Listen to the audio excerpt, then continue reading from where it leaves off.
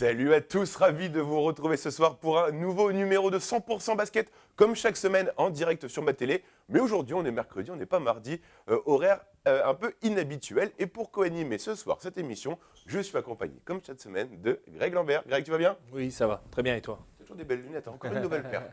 C'est ça, c'est ça. Allez, aujourd'hui, on va revenir sur la défaite du Saint-Quentin Basketball. C'était samedi soir, c'était face à l'Élan Chalon lors de la 16e journée de Betclic Elite.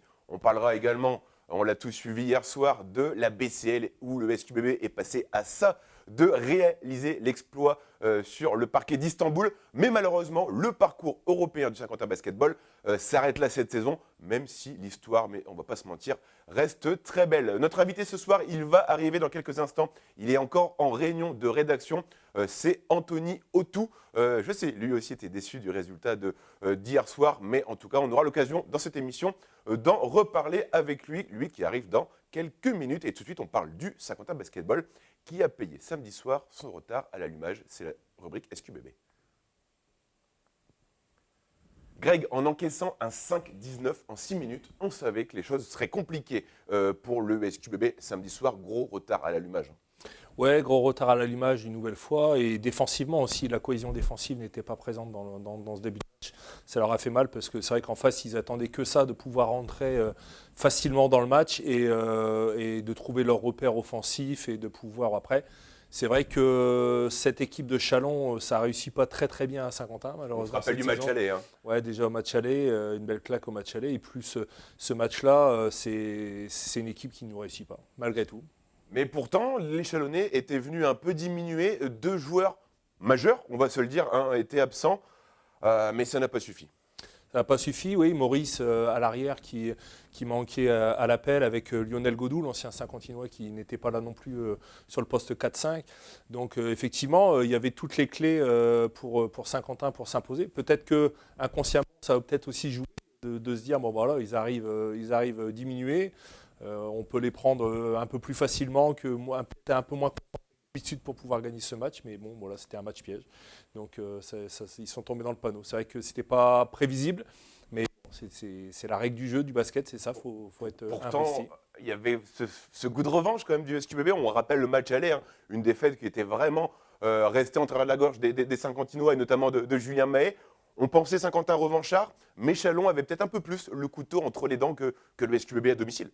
Ouais, c'est ça. Et puis le match piège, peut-être aussi déjà leur esprit tourné vers Galatasaray, le match label là-bas à Istanbul. Donc peut-être tout ça combiné fait que ils sont tombés dans le piège. Allez, avant de continuer à parler de cette rencontre, je vous propose tout de suite, c'est de découvrir le résumé de cette 16e journée de Betclic Elite. Tout ça en images et en 1 minute 30. Saint-Quentin retrouve les joutes nationales. Après la sévère défaite du match aller, le Saint-Quentin Basketball voulait prendre sa revanche face à l'Élan Chalon samedi soir à Pierre. Pourtant, les Saint-Quentinois vont prendre la foudre dès le début de la partie en encaissant un cinglant 17-0 en à peine 5 minutes de jeu. Tout à l'heure, et ça finit par une contre-attaque pour Jérémy Hill. Qui se stoppe sur Enzo Gudusina. Quel premier carton. 10 points déjà pour Jérémy Hill. Cusbertson.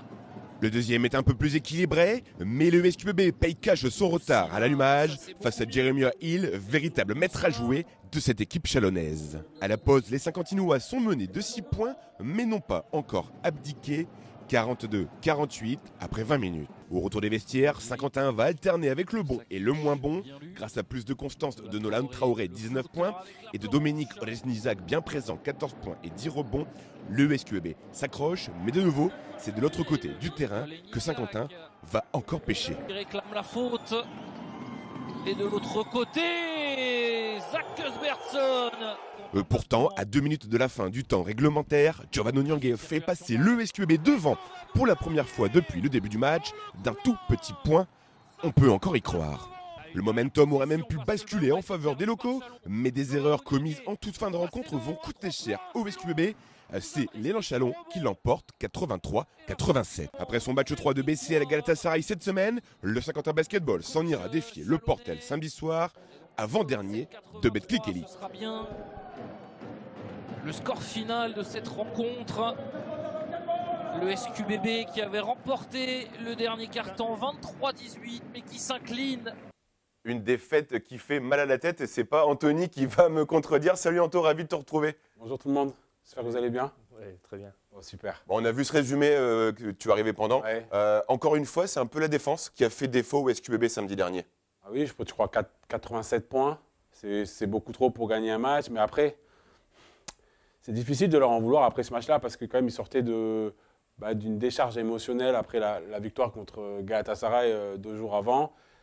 Et on sait toujours que jouer ces double week, on le voit déjà avec des grosses équipes, Monaco, Strasbourg, Monaco, Lasvel, Paris, qui des fois perdent des matchs ou commencent mal leur match en championnat 2 jours après. Sauf que Saint-Quentin n'a pas, on va dire, l'effectif pour remonter. Et ils ont couru après le score toute la rencontre au final. Et ils ont l'opportunité de gagner, mais Chalon a quand même mérité sa victoire en proposant un basket où j'ai trouvé très, très, très lynché. C'est vrai qu'on le disait avant que tu arrives, un gros retard à l'allumage, mais ce qu'on ne peut pas enlever aux Saint-Quentinois, messieurs, c'est que le SQBB, ils se sont toujours battus. Ils n'ont jamais baissé les bras. Ouais, ils se battent, ça on ne peut pas leur reprocher. De toute façon, ils sont professionnels et donc ils doivent le faire quoi qu'il en soit. Après, il y a deux façons de se battre. Il y a la façon de se battre collectivement et la façon de se battre individuellement. Donc individuellement, à la limite, ils n'ont rien à se reprocher au niveau du comportement. Après, collectivement, il y a de la cohésion, ça a manqué de cohésion défensive. Et sur des joueurs un peu atypiques comme Sakic, je crois, et le deuxième, je ne sais plus son nom, les deux Croates et le Serbe. Rostic, ouais. C'est des joueurs qu'on n'a pas l'habitude vraiment de pratiquer. En fait, c'est le jeu un peu à l'européenne, très, très cérébral, très sur les placements, pas super athlétique, mais très physique. Donc, ils ont eu du mal sur ces joueurs-là. Et on va écouter Julien Mahé, c'était en conférence de presse quelques instants après le coup de sifflet final, forcément déçu après cette prestation et peut-être qu'ils étaient déjà, comme tu l'as dit Anthony, rivés sur Galatasaray. On écoute Julien. Félicitations à l'élan Chalon, ils ont largement mérité leur victoire. Pour nous, c'est un match qui correspond, qui est le copier-coller du match qu'on a vécu ici à domicile contre Gravelines il y a quelques semaines. Une équipe qui vient chez nous avec des blessés, avec des joueurs absents, qui n'a rien à perdre, qui a du talent, ça c'est sûr, et à qui on donne la possibilité de croire que tout va être facile dès les premières minutes. Voilà. Donc à partir du moment où le match commence dans cet état-là, après, pour nous, c'est très difficile de repartir. Le seul crédit qu'on a ce soir, c'est de s'être battu, d'être allé, ne pas avoir abandonné. Mais quand pendant 40 minutes, on ne peut jamais faire 2 stops ou 3 stops de suite, parce qu'on ne défend pas un cachot de la soirée, on donne le bâton pour se faire battre. Et donc ce soir, la défaite est complètement logique. Il n'y a pas grand-chose à dire, même si effectivement, on a eu la possibilité de le voler à la fin. Je pense qu'il y a 2 lancers sur Jérôme Robinson, mais je regarderai. Et puis il y a surtout, mais bon, l'arbitre a décidé de siffler, touche côté, il était mieux placé que moi. Et puis évidemment, on a le tir ouvert, mais bon, j'en veux pas à Giovanni. Mais par contre, tout ce qu'on a fait avant, c'est vraiment assez mauvais. Donc ça montre que on a encore beaucoup de travail, c'est tout. La dynamique là, elle n'est pas la bonne. Ce soir, elle n'est pas la bonne. Et des deux côtés, parce que vraiment, on a vu des actions offensives, c'est quand même limite. Mais on a vu des tirs à 10 mètres quand même au milieu de la possession. On tire à 10 mètres maintenant. Alors, on marque pas. Il n'y a aucune raison de tirer à 10 mètres. On n'a jamais fait ça. On n'a jamais dit on tire à 10 mètres quand on est à 10 mètres. Il reste 12 secondes sur la position, on tire, on est à 10 mètres du cercle. Je ne sais pas pourquoi on fait ça en fait. Voilà. Donc ce soir, c'est pas bon. C'est comme ça. Un peu de frustration dans les mots de Julien Mahé. Anthony, côté élan chalonnais, depuis l'arrivée d'Elric Delors, c'est une autre équipe, on voit une autre équipe jouer. D'ailleurs, le dernier bilan est révélateur. 6 matchs, 5 victoires. L'électrochoc, on en parlait quelques semaines, a eu lieu du côté de Chalon. Oui, tout à fait. En fait, l'arrivée de Delors, elle coïncide aussi avec l'arrivée d'un joueur qui, partout où il est passé, il a fait des bonnes choses, c'est Stockton. À la Maine, c'est un véritable ordinateur. Et du coup, on l'a vu, dès que Saint-Quentin revenait, il prenait la balle, il annonçait le bon système, il plaçait ses coéquipiers à la perfection. Et du coup, ça aide. Et il est arrivé 3 ou 4 jours avant le match aller contre Saint-Quentin. Et on a vu l'équipe qui ne cesse d'évoluer. Ils ont perdu un match, c'est contre Monaco, là où tout le monde va perdre. Mais sinon, derrière... Et puis, c'est une équipe, Greg l'a très bien dit, avec des joueurs peu d'Américains, des joueurs croates, serbes, qui ont une culture du basket, un QI basket qui est assez élevé. Et à côté de ça, on a quand même des joueurs comme Hill, qui est un très bon joueur, et des Johan Choupas, des bons joueurs français. Non, c'est une équipe qui est très très bien structurée et qui a fait le match parfait tout simplement à l'extérieur. Oui, ça commence à peser, hein, ce changement de coach. Vucevic qui sort un petit peu avec avec Delors qui arrive. De toute façon, Jeremiah Hill, hein, je crois que c'est Jeremiah son prénom, il le disait, hein, dans une récente interview, l'entraîneur a ramené de la positivité dans le groupe en fait. Et il n'est pas focalisé sur toutes les erreurs, il revient sur les erreurs bien sûr, c'est un coach, donc il revient sur les erreurs après le match, mais pas tout de suite. Voilà, il reste positif, il a une approche un peu américaine, je pense, du jeu, et dans la conception du management, et ce qui fait que voilà, ça reste positif, et on l'a vu, hein, ils n'ont jamais baissé la tête, hein, et comme disait Julien Mahé, ils méritent largement leur victoire. Ils méritent leur victoire, et c'est justement Éric Delors qu'on va retrouver du côté de la salle de conférence de presse, lui forcément ravi de la prestation de ses joueurs, qui, on le rappelle, étaient diminués pour venir affronter le SQBB. Saint-Quentin, il y a quand même équipe, il y a Julien qui fait des ajustements qui nous emmerdent, enfin pardon. Donc ouais, c'est donné coup pour coup. Après moi, ce que j'ai aimé, c'est le plus, hein, c'est que j'ai absolument tout le monde qui était absolument investi.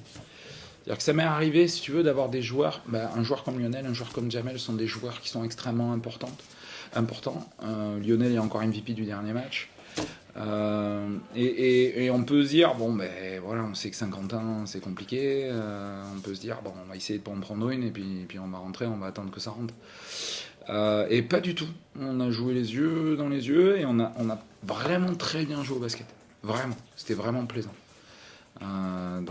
Ça. J'ai un peu peur parce que on est un petit peu court au niveau du roster. Je vois les temps de jeu à la mi-temps et je me dis à la fin ça va être dur parce que les mecs ils vont être cramés, et en face ils ont quand même pu tourner. Et je pense que c'est pour ça qu'on joue moins bien dans le quatrième. Tu vois, on attaque, c'est plus difficile, on fait des petites erreurs à droite à gauche. Mais bon, on s'est mis le cul par terre, hein, de l'autre côté, donc ça suffit heureusement. Greg, le SQBB devra rebondir dès samedi soir dans un derby du côté du Portel, très très mal classé avant-dernier de Betclic. Oui, qui est aussi sur 2 championnats, hein, le Portel, hein, qui joue également sur les championnats d'Europe.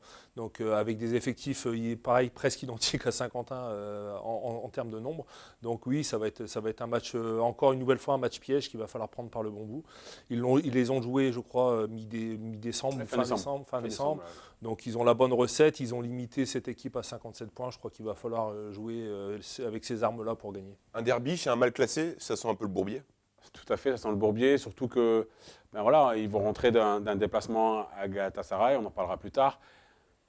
Mais comme Greg l'a dit, ils les ont battus il y a 4 semaines, et c'est encore les mêmes clés de match. Ça sera contrôler ce tempo de la rencontre, faire en sorte que à l'intérieur, Jack Nock ne domine pas par le rebond, par ses aptitudes à scorer proche du Protéger le panier. ballon aussi. Protéger le ballon, perdre moins de ballons, on en perd trop encore contre Chalon-sur-Saône samedi dernier.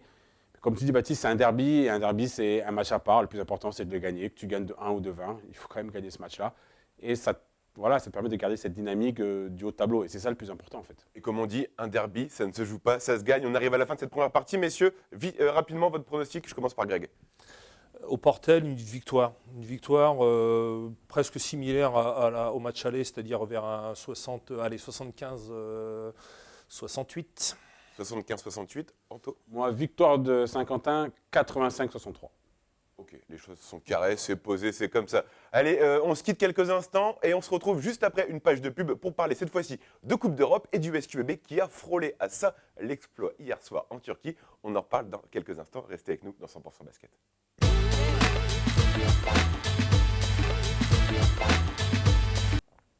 De retour sur le plateau de 100% Basket pour cette deuxième partie d'émission. Et on va continuer à parler du SQBB qui est vraiment passé tout proche d'une qualification pour le top 16 hier soir. Anthony, elle fait mal. C'est une gueule de bois, le lendemain. Ouais, une gueule de bois. Comme je disais hier, j'avais un peu le cœur brisé. Pourtant, je suis Saint-Quentinois d'adoption que depuis 6 mois. Mais ça m'a rappelé des blessures d'enfance. Voilà, quand j'étais je suis encore d'ailleurs fan de Pau. Et c'est pareil, une défaite un 14 février 2002 là, contre Novo Mesto. Et tu as le match en main et puis tout d'un coup, ben, tu sens que ça t'échappe et tu dois t'incliner. Et tu le disais sur les réseaux, il y a 5 ans de ça maintenant, le SQBB était dans le bas-ventre de la Pro B avant le Covid. Ah oui, mais Aujourd'hui, c'est sûr. Saint-Quentin était à ça du top 16 de la Coupe d'Europe. En- Quelle évolution En du fait, Saint-Quentin basketball. c'est exactement ça. En fait, on a l'impression qu'avec Julien et voilà, Laurent Prache, pardon, parce que je pense que c'est un couple, entre parenthèses. Je pense que Marlène ne serait pas d'accord. Hein. Ouais, mais bon. Voilà, mais sauf qu'on sent que avec Julien, chaque année, il repousse ses limites. C'est-à-dire que il est arrivé, il les a fait monter en Pro A. On disait, en Pro A, ils vont gagner 3 matchs, ils vont redescendre. Bim, Playoff, Leaders Cup, BCL. Cette année, ça va être compliqué. La deuxième année, c'est toujours plus compliqué, etc., etc. Top 6 depuis le début du championnat. Tu bats Monaco, tu bats Galatasaray et tu as une possession d'aller en top 16. Donc voilà, c'est le résumé de Julien Mahé. On a l'impression que face à l'adversité, c'est là où il se sublime et où il arrive à faire aussi sublimer ses joueurs. Parce que hier, Saint-Quentin s'est sublimé tout simplement. Greg, est-ce que, comme Anthony, tu avais le cœur brisé hier soir? Après, il y a une réalité aussi des choses. C'est-à-dire que Saint-Quentin, c'est pas Fenerbahçe, c'est pas Lasvel, c'est pas Monaco, c'est pas un effectif à 17 joueurs ou 18 joueurs qui peuvent tourner entre le championnat d'Europe et la Betclic Elite. Donc, à un moment donné, tu es sur une réalité. Donc là, tu te rajoutes peut-être 6 matchs. Ça, 6 matchs. 6 matchs de championnat. Voilà, tu as les Leaders Cup, tu as encore la Coupe de France, tu as encore, puis tu as le reste du championnat encore à finir. Je pense qu'ils ne sont pas très bien, à mon avis, physiquement, athlétiquement. En ce moment, les joueurs de Saint-Quentin, il n'y a pas de repos.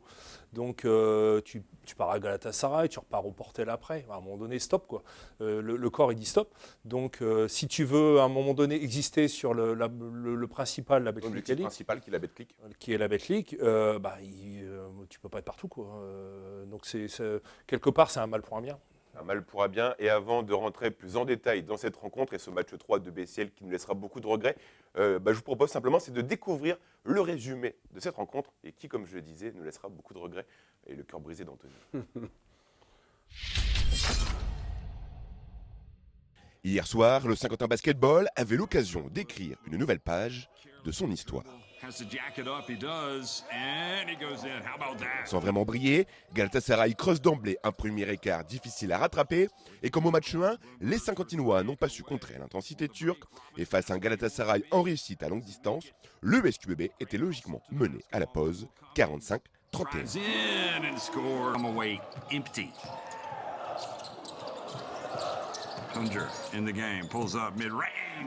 Alors que le rêve d'accrocher le top 16 semblait s'éloigner, c'était sans compter le gros retour du SQBB en seconde période en infligeant un 26 à l'initiative notamment de Nolan Traoré et Noah Kirkwood.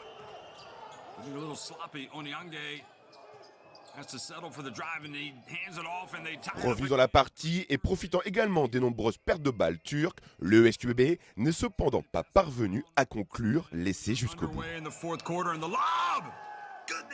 La fin de match laissera certainement longtemps des regrets au Saint-Quentin Basketball, comme cette possession mal gérée à 18 secondes du terme. Saint-Quentin s'est précipité alors qu'il pouvait emmener la balle au bout du chronomètre. La faute non sifflée sur Nolan Traoré en allant au drive sur la dernière possession pour remettre les deux équipes à égalité scellera la victoire et la qualification de Galatasaray. Le parcours du SQBB en BCL s'arrête là, mais cette belle aventure restera gravée à jamais dans les mémoires du club saint-quentinois qui est déjà tourné vers le déplacement au Portel ce week-end. Si près, si loin. Greg, cette dernière possession qui nous reste vraiment là, mais on va pas se mentir, Saint-Quentin a un peu donné le bâton pour se faire battre, notamment en première mi-temps, en leur faisant des cadeaux, des pertes de balles, en veux-tu, en voilà. Ouais, c'est parce que il y a vraiment une. C'est facile à dire, mais. Ouais, il y a vraiment une différence, même d'arbitrage et de mentalité entre la BCL et la Betclic. En fait, on voit l'équipe de Galatasaray, clairement qu'il l'avait fait encore plus au premier match, je trouve. La défense est hyper agressive. Ils vont chercher le ballon carrément dans les mains des joueurs. Ils n'ont pas peur de faire des fautes sur. Et en règle générale, les fautes ne sont pas sifflées. Même en Betclic, ça serait sifflé, mais pas en BCL. Et ils avaient du mal. Ils n'étaient même pas trop adaptés sur le premier match. Là, ils avaient un peu plus compris. Mais n'empêche qu'à chaque fois que Traoré rentre, blam, blam, ça casse dans tous les sens. Et c'est pas sifflé. Mais c'est parce que c'est cette mentalité-là qu'il y a à avoir en BCL. On a vu un beau duel intérieur entre Delgado et Dominique Jdizak. Il y a une chose qui est sûre, Ils partent pas en vacances ensemble cet été. Hein. Ah non, ils partiront pas. Et je pense que même Inzundu ne partira pas avec eux non plus. Mais en fait, d'un côté, c'est bien, c'est que les arbitres ils ont été intelligents. Ils ont vu que ces deux barbares, on va dire, se mettre des coups de. Mais ils ont déjà commencé ici. Hein. Ouais, Ils ont déjà commencé à Pierrat. Et là, ils se sont dit, on va se retrouver, on va se. On va Et se la donner. C'est ce que dit Greg, c'est que c'est la BCL. Voilà, on laisse les joueurs décider du sort de la rencontre. Et je pense que Saint-Quentin, au fur et à mesure de cette série, a su se mettre au niveau de cette intensité physique. Et tout simplement. Et pourtant, Galatasaray n'était pas étincelant. Ils n'ont pas poussé leur niveau de jeu. C'était un peu les mêmes que la semaine dernière à Pirate. En fait, je pense que c'était même les mêmes qu'au match aller, tout simplement. Mais c'est que c'était Saint-Quentin qui n'était pas la même équipe que lors du match 1 et au match 2, puis au match 3. Ils sont montés au fur et à mesure de cette série en régime. La première mi-temps, oui, ils perdent des ballons, mais Galatasaray en perd aussi. Donc moi, je ne suis pas trop dur sur ces pertes de balles. Moi, c'est plutôt la façon dont on a exploité les pertes de balles de Galatasaray. J'ai 2 images en tête, notamment un 3+1, Kenzo jette la balle en touche. Voilà, et ça s'explique par plein de choses. Peut-être le stress, peut-être une fatigue ou un manque de concentration. Et c'est ça, en fait, moi, qui me dérange. Et aussi, on a été dominé au rebond, notamment en première mi-temps. Sur les rebonds offensifs, notamment. Et on le voit dans la feuille de stats. Au final, on est mené de 14 points. Mais voilà, ils ont marqué beaucoup trop de points sur deuxième chance, beaucoup trop de points sur contre-attaque, et nous, trop peu. Et c'est là que ça s'explique. Et on ne tire pas de lancer franc. Après, il y a certains joueurs qui, quand c'est trop physique, n'aiment pas en fait. Ils ne sont pas calibrés là-dessus. Et il y a d'autres joueurs qui, quand c'est physique et quand ça va bastonner, ils s'en sortent mieux. Tu regardes Santos Silva, J'allais le dire. qui fait son meilleur match parce que ancien joueur de foot professionnel américain, voilà, et ça va cartonner. Il est là en fait parce que il y a pas de, il faut pousser, il faut aller au charbon et il sait le faire et il sera pas sanctionné par des fautes. Il y a besoin d'impact physique en fait, si je te suis bien. Bien sûr. Et ça, au moins pour le coup, ça peut relancer ce type de joueur-là. Nolan qui apprend, il a réussi à s'en sortir également très très bien sur ce match. Mais Santos Silva, par exemple, ça a été un peu la révélation de ce match et ça peut lui servir pour le reste de la saison. Et justement, tu parles de Nolan, c'est un peu lui qui sonne la révolte à la sortie des vestiaires parce que je pense que les murs, ils ont dû trembler à la mi-temps, Anto. Oui, les murs ont dû trembler, même si Julien, je trouve, sur ses temps morts, est toujours très pédagogue. Jamais dans je lance la plaquette, je fais du spectacle. Il pique, mais il trouve toujours les mots. Et c'est hyper intéressant. Oui, les murs ont dû trembler, ou les choses ont dû être dites avec tout simplement, et les gars, il nous reste 20 minutes. Hein. Après, c'est terminé. Vaut mieux, là, comme on partait dans ce match, vous allez avoir énormément de regrets, c'est-à-dire on ne s'est pas battu. Et les mots et le talent. Parce que Nolan, on le sait, il a énormément de talent. On le sait depuis qu'il est arrivé à Saint-Quentin. Cette saison a été compliquée. Il a été face à un mur, ce qu'on appelle le rookie wall. Mais là, depuis 3 matchs où on le voit sortir de la boîte. Hein. Il est époustouflant. Son troisième carton, lui tout seul, il découpe la défense de Galatasaray et il ramène son équipe à 18 ans. Mais il y a une image moi, qui m'a marqué, c'est quand on le voit après le score final. Il y a tellement de déception parce qu'il avait envie d'aller chercher cette faute qu'il n'a pas eue et peut-être elle espérait la prolongation. Et forcément, tu as de la frustration. Parce qu'en fait, je pense qu'uniquement, il se dit inconsciemment, c'est peut-être mon dernier match européen avec Saint-Quentin. Et mine de rien, alors Nolan, des fois, on a l'impression qu'il s'en fout, qu'il est un peu en dilettante. Moi, j'ai discuté il y a pas longtemps avec l'un de ses premiers entraîneurs. Il m'a dit qu'il a toujours été comme ça. Et je pense que c'est quelqu'un qui garde en lui ses émotions, mais qui veut tellement gagner. Et hier, on le voit, il a une agressivité sur sa main droite et sur sa main gauche maintenant, qui fait que il est redoutable. Un SQBB sur courant alternatif, on va le dire, mais qui pourtant a failli créer la surprise parce qu'à 53 secondes du terme du match, le SQBB est encore devant. Ils sont encore devant, mais malgré tout, comme on dit souvent à l'extérieur sur des matchs comme ça, et encore le public, ils ont été gentils, parce que je ne sais pas combien il y a de personnes. 850. Combien 850. 850. Sur 12 000 places. Moi je pense, oui, sur 12 000 places, je pensais qu'ils allaient arriver dans une espèce de fournaise impossible à franchir avec une pression constante sur les arbitres. Il y avait un match de foot en parallèle à Galatasaray, c'est pour ça, et le foot en Turquie, c'est une religion. C'est une religion. Donc après, ils étaient bien tombés, tous les paramètres étaient vraiment au beau fixe pour passer ce tour-là. Voilà, ça a manqué un petit peu. Sur cette dernière action de Nolan, faute, pas faute, ça c'est compliqué à dire. Moi, j'ai plus de regrets sur le fait que Robinson ne soit pas sur le terrain à la fin de match, parce que c'est Robinson qui doit prendre ces tirs-là. Il a fait faute. Oui, il fait faute, mais sur la dernière faute de Robinson, pour moi, la faute, elle n'est pas à Robinson, elle est à Nolan Traoré, en fait. C'est Et lui qui fait justement, ils en ont discuté à la vidéo. Voilà. Et auquel cas, s'il donne la faute à Nolan Traoré, Robinson est encore sur le terrain à la fin. Et sur cette dernière action, en fait, il faut jouer presque son va-tout, normalement. C'est sur un tir à 3 points qu'il faut jouer. Il faut essayer de clore le match sur le tir à 3 points. Tu sais très bien que si tu rentres à 10 secondes de la fin, 5 secondes de la fin, tu vas te faire découper et la faute ne sera pas sifflée. Donc, moi, je l'avais annoncé à ma femme. Je dis, la dernière action, ils ne vont pas siffler la faute. Donc, c'est comme ça. C'est les règles qui sont comme ça. Donc, c'est tout. En tout cas, qu'est-ce qu'il a manqué pour toi ou SQBB hier soir pour renverser et créer la surprise? Moi, je pense qu'il a tout simplement manqué à Saint-Quentin le fait d'avoir déjà connu ces moments-là. En gros, presque, voilà, c'était un match 3, dernière possession. On sait, c'est un match 3, un match 7 de playoff NBA, un 5e set au tennis, c'est toujours particulier. C'est-à-dire, si tu n'as jamais connu ces moments-là, tu ne sais pas comment te comporter. Et je pense que Saint-Quentin, en fait, s'est trouvé dans la position de gagner ce match, alors qu'à la mi-temps, je pense que peu personne n'y croyait, peut-être même certains joueurs de l'effectif, et qu'en fait, ils ont perdu leur entre parenthèses, self-control. Et pour jouer mieux ces passages-là, il faut déjà les avoir connus. Et qui dans cette équipe, déjà, a joué un match 3? Si je ne me trompe pas, personne. Voilà. Eh ben, on va écouter, messieurs, avant de continuer à parler de cette rencontre, on va écouter Julien Mahé, certainement frustré, mais qui ne va pas retenir forcément ce sentiment en premier, celui plutôt de la fierté. Pardon. On l'écoute. Évidemment, on a de la frustration, on est déçu parce qu'on est tellement proche, mais c'est pas le sentiment qui prédomine chez moi. Voilà. Et j'ai pas envie que ce le soit parce que je pense qu'il faut être fier de ce qu'on a fait, de notre parcours, de la façon dont on a fait cette série, parce qu'on a appris beaucoup après le match 1 et match 2, match 3, on a vraiment joué du beau basket. Donc je suis très fier de ce qu'on a fait. Et en plus, je trouve que dans l'ensemble, on a quand même bien géré cette double casquette championnat et Coupe d'Europe, évidemment avec des hauts et des bas, mais parfois les attentes des gens sont beaucoup trop importantes. Donc voilà, mais c'est ainsi, c'est comme ça, il faut faire avec. Mais en tout cas, ce qui est sûr, c'est que ce soir, je suis très fier de ce qu'on a fait. Et ce qu'il faut maintenant, c'est surtout ne pas conserver en nous cette frustration et plutôt s'en servir pour jouer des bons matchs. Parce que quand on voit la qualité de ce qu'on a proposé ce soir, il faut tout de suite rebondir pour essayer d'aller proposer ça dès samedi au Portel, parce qu'on sait que ce sera un match très important en championnat. After about the game, for sure, for us is tough because after this first game 2 weeks ago, we could not expect, I think, this scenario to be in the game to beat Galatasaray at home and to beat the game and fight like this during 40 minutes, especially after this first half. During this first half, Galatasaray were much better than us. They find a lot of open shots, open looks. We turn over the ball a little bit too much. We made some bad decisions, and we have also a lot of foul troubles. Start the game without 2 big men with 2 fouls after 3 minutes was very hard to deal with.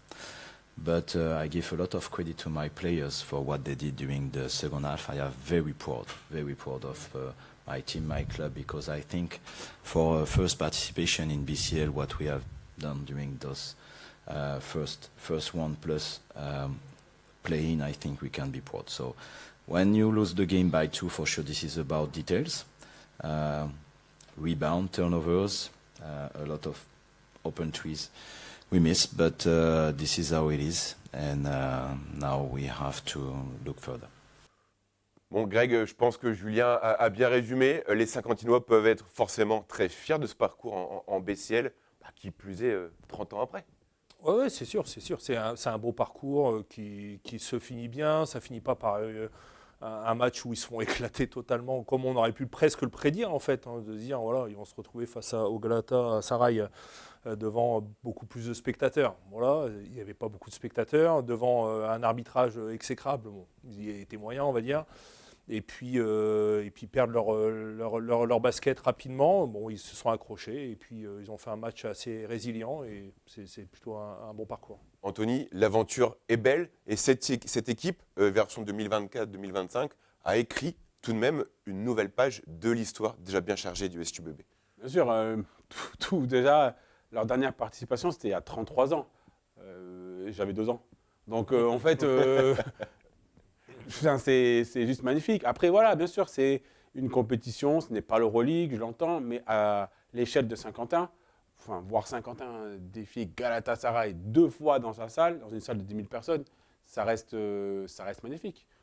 Maintenant, je pense que le plus important, c'est de switcher, voilà, de garder ce qui a bien marché, de switcher et sur les 3-4 derniers matchs qui te restent, 3-4 derniers mois qui te restent, faire en sorte que cette expérience te serve pour la rejouer l'année prochaine. Parce que l'histoire, c'est beau, mais les pages aussi. Mais le plus important, c'est d'en écrire le plus possible. Et que ça se répète, l'histoire se répète peut-être. C'est vrai que tu parles de Coupe d'Europe, tu avais 2 ans, moi j'étais peut-être même pas encore né. Mais voilà, je pense que j'avais jamais imaginé vivre un match de Coupe d'Europe à Saint-Quentin. On l'a vécu, toi tu étais également la semaine dernière.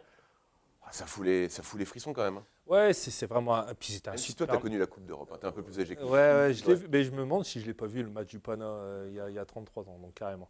Mais ouais, c'était la belle époque. C'était avec mon joueur préféré qui s'appelait Linton Tons à l'époque. C'était vraiment super. Mais oui, effectivement, c'est un autre niveau. C'est un autre niveau physique. C'est un autre niveau au niveau du jeu. C'est beaucoup plus dur. Mais après. Quelque part, tu gagnes Monaco, donc tu es capable de gagner le Galatasaray. Hein, je suis désolé, mais il ne faut pas jouer non plus entre guillemets, de se mettre dans le rôle du petit poussé et qui va faire des surprises. Ils sont capables, Saint-Quentin, ils sont capables de gagner Monaco, ils sont capables de gagner l'Asvel. Pourquoi pas Galatasaray? Donc là, ils ont vraiment fait une belle fin de parcours. Et puis voilà, il faut se contenter de ça. Bon, pour autant, Anthony, la suite de la saison est quand même chargée. Hein. Oui. Il y a la Betclic, on le sait, la Leaders Cup qui arrive à grands pas. Mais il y a aussi également la Coupe de France, on est sur tous les tableaux presque. Hein. Tous les tableaux. Et en plus, si tu bats donc l'Asvel le 11 février, si je ne me trompe pas. C'est le mardi 11 février, Mardi c'était 11 avancé. février, voilà. Et le prochain au menu, c'est Monaco. Rien que ça. Comme ça. Ouais, j'ai envie de conseiller un peu à Julien d'aller voir une petite voyante parce qu'au niveau des tirages, c'est quand même pas beaucoup de chance pour C'est le Saint-Quentin. presse de la Fédé qui a fait le tirage de ce matin, il a la main lourde. Hein. Ouais, mais il a main lourde aussi en Leaders Cup. En BCL, on a quand même joué Karchaka et Tenerife, puis Galatasaray. Voilà. Non, c'est tellement de matchs à jouer déjà jusqu'à Leaders Cup. Il y aura 2 déplacements, plus la réception de Bourg, le match de Coupe de France. En fait, tu te dis quand est-ce que ça va s'arrêter. Mais quand tu performes, tu joues le plus de matchs. C'est ça aussi. Hein. J'ai envie de vous poser une question, messieurs. Est-ce que le fait d'être éliminé en BCL, c'est pas plutôt un soulagement Je parle en termes de récup physique et aussi d'un allègement du calendrier. Oui, c'est une certitude. Tu as quand même 6 matchs en moins. On ne va pas se mentir. Tu aurais eu 2 déplacements supplémentaires en Coupe d'Europe, donc à Vilnius en Lituanie et à Manisa en Turquie dans les semaines qui arrivent. Oui, c'est un allègement, je pense, je ne vais pas dire que c'est un soulagement pour les joueurs parce que ça reste des compétiteurs et que je pense qu'hier, ils avaient beaucoup de tristesse en eux.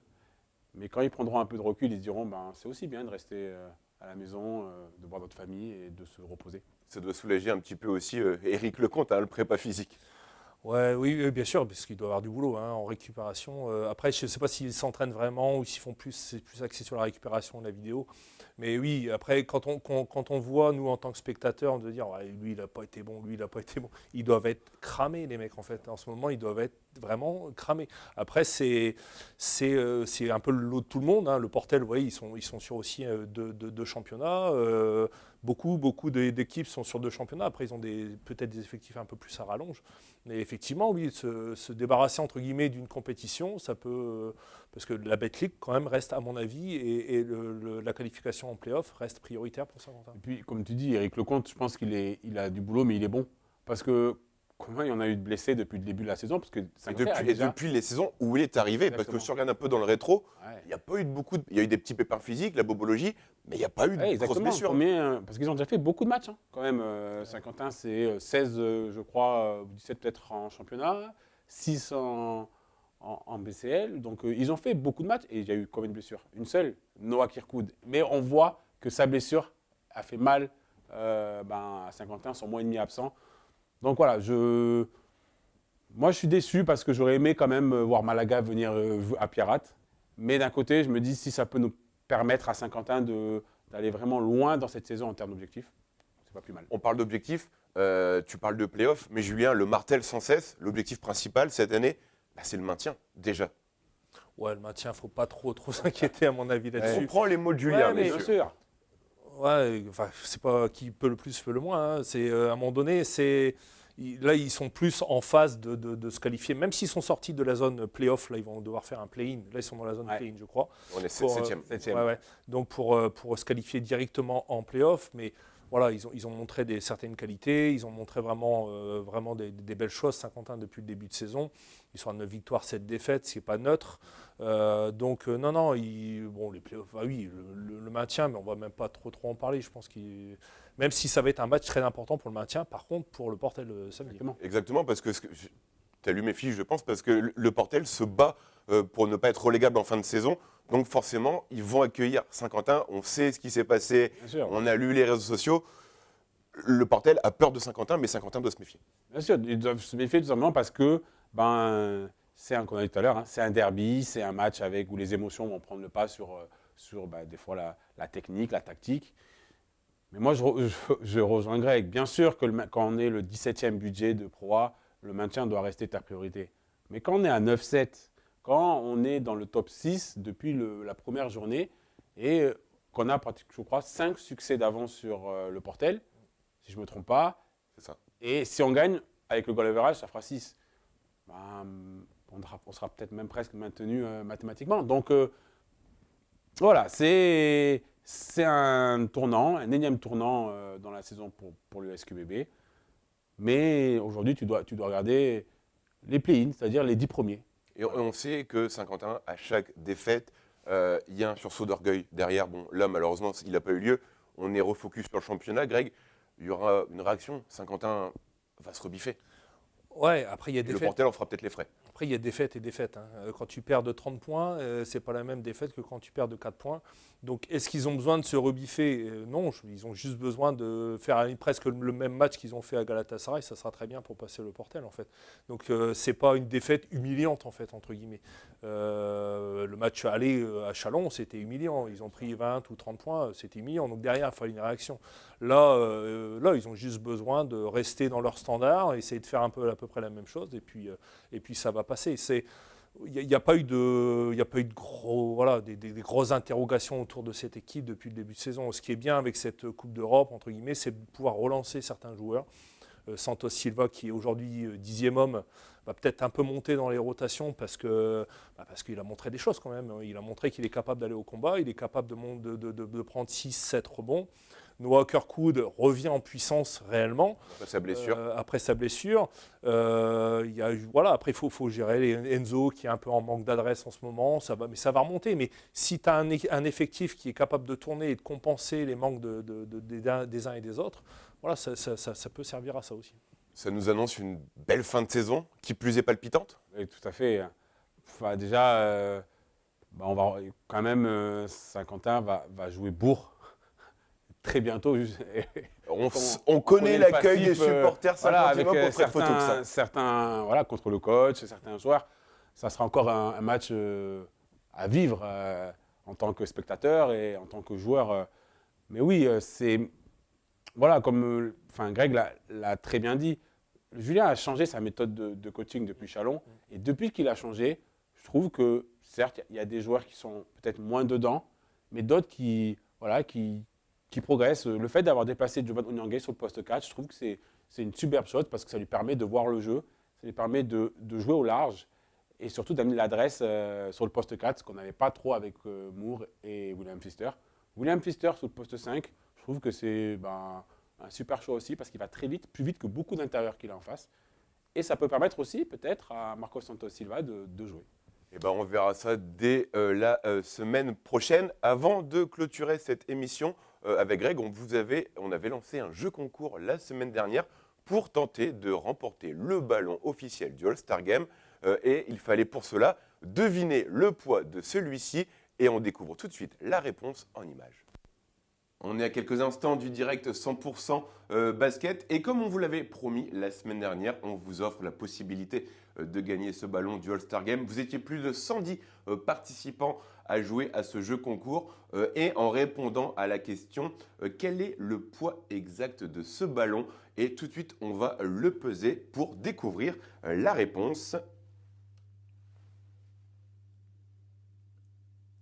Voilà, vous le voyez sur les images, 595 grammes et on va découvrir en images le gagnant de ce jeu concours.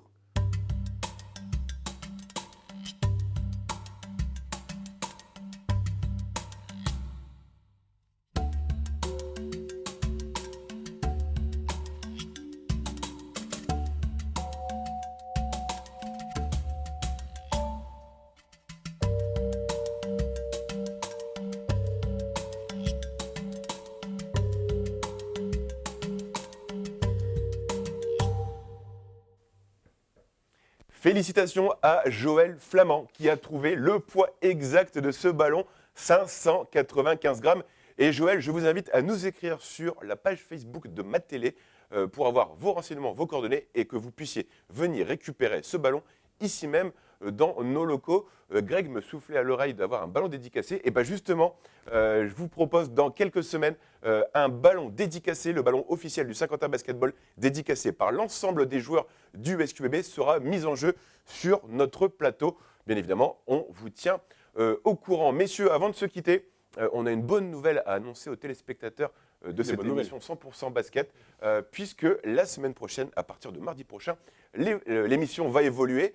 On était sur 26 minutes actuellement, on va doubler, on va être à 52 minutes. Et pour cela, dans la première partie, il sera question chaque semaine du SQBB et de son actualité. Greg, tu seras là comme d'habitude et on a la chance que Anthony nous rejoigne chaque mardi dans cette première partie. Voilà, tout à fait, je suis honoré et ravi de pouvoir discuter avec Greg, avec toi Baptiste, de ce fabuleux sport et ce super club qui est le Saint-Quentin Basketball. Et on se retrouve forcément dès mardi. Et notez bien, c'est à 18h que l'émission 100% basket commencera chaque semaine. Et dans la deuxième partie, on parlera basket national, basket régional, toujours avec toi Greg et également un invité. Et si tout se passe bien, la semaine prochaine, comme invité, on aura une certaine Perrine Le Lush. Oui, qui est bien connu dans le monde du 3-3 féminin notamment, et qui aussi dans la préparation physique, la condition physique des joueuses. Ouais, donc Qui vient d'entrer dans le comité de la Fédération française de basket. Exactement, c'est notamment pour ça qu'on l'invite. Greg, tu repars pas avec le ballon, hein. C'est Joël Flamand qui l'a gagné. Ah, c'est pas pour moi. Messieurs, merci beaucoup de votre présence. On arrive déjà au terme de cette émission. Vous pourrez la retrouver en rediffusion à 19h15 et 22h15 ce soir. Passez une très belle soirée, une bonne semaine et d'ici là, sportez-vous bien. Ciao.